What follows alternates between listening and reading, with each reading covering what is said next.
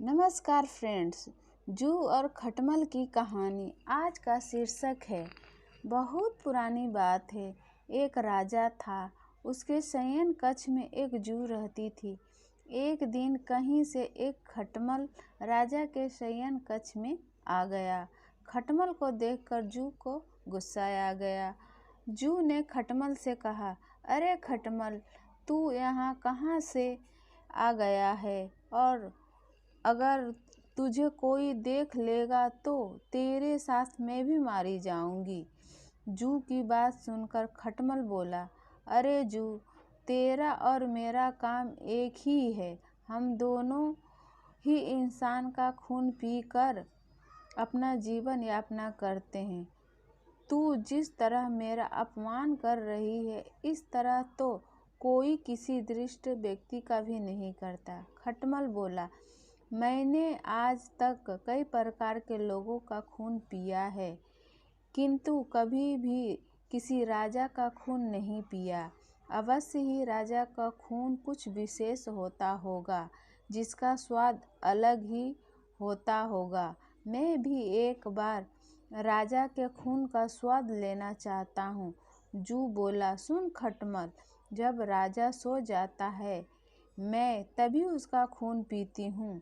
अगर तूने मुझसे पहले राजा का खून पिया तो राजा जाग जाएगा और हम दोनों ही मारे जाएंगे। खटमल बोला, अरे जू, तुम निश्चिंत रहो, जब राजा सो जाएगा मैं तभी उसका खून पीऊँगा।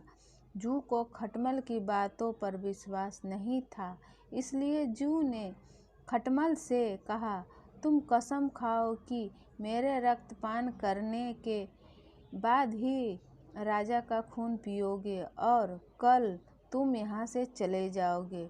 जू के इस प्रकार जिद करने से खटमल ने जू की सभी बातों में हामी भर दी।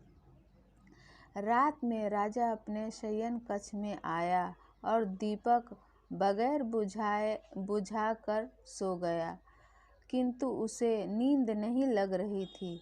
राजा का मीठा खून चूसने के लालच में खटमल व्याकुल हो रहा था और राजा के सोने के पहले ही उसके राजा को काट लिया। खटमल के काटने से राजा झट से उठ गया और मंत्रियों को बुलाकर बोला, देखो, मेरे पलंग में अवश्य कोई जू या खटमल है जिसने मुझे काटा है।